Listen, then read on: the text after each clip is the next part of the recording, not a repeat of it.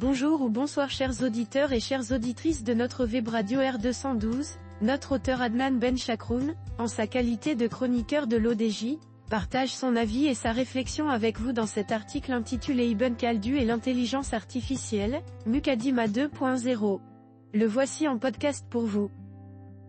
Adnan Benchakroun ouvre son propos en nous plongeant dans une scène imaginaire de la manière suivante.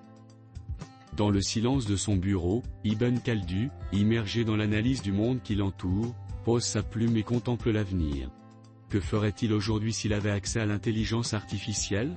Son œuvre, la Muqaddimah, née d'une méthode d'observation rigoureuse, se transformerait-elle en une science encore plus exacte ? Dès les premières lignes de son traité, il aurait peut-être formulé autrement sa célèbre maxime, l'histoire est une discipline philosophique, mais aussi une science des données. Les cycles de montée et de chute des civilisations, les mécanismes de la Asabiyya, les dynamiques fiscales et politiques qu'il avait disséquées à l'œil nu pourraient aujourd'hui être modélisés à l'aide d'algorithmes prédictifs. Notre ingénieur approfondit cette hypothèse en expliquant que, face à cette révolution cognitive, Ibn Khaldun ne se serait pas contenté de réciter les faits historiques, il aurait nourri des intelligences artificielles de vastes corpus de chroniques, leur demandant de repérer des schémas invisibles à l'œil humain.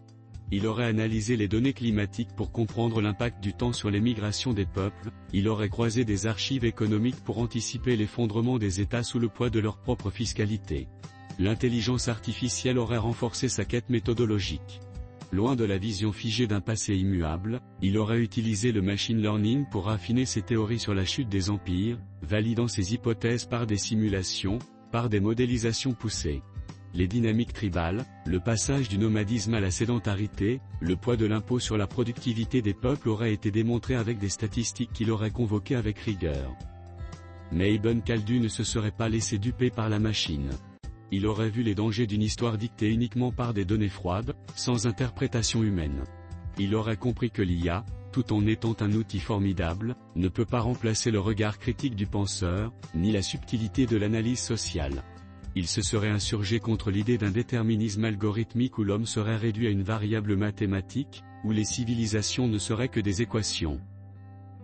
Dans cette perspective, Adnan Benchakroun envisage une Muqaddimah 2.0 qui serait à la fois une œuvre scientifique et une mise en garde ainsi. Ainsi, la Muqaddimah 2.0 serait à la fois une œuvre de science et de prudence. Une mise en garde contre l'illusion d'une prévisibilité totale de l'histoire, mais aussi une exploration des possibilités offertes par la technologie. Il aurait laissé en héritage une méthodologie hybride, où l'intuition humaine et l'intelligence artificielle se complètent pour comprendre le monde. Notre chroniqueur achève son article sur une phrase prophétique qu'il attribue à Ibn Khaldun, de cette manière. Dans son bureau, Ibn Khaldun pose son regard sur un parchemin vierge. Il sait que la pensée ne se limite pas à ce qui est immédiatement visible.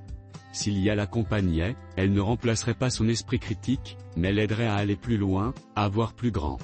Il prend sa plume, et, dans un dernier trait d'encre, inscrit cette pensée prophétique, l'intelligence est une lumière, qu'elle soit humaine ou artificielle, encore faut-il savoir l'apprivoiser.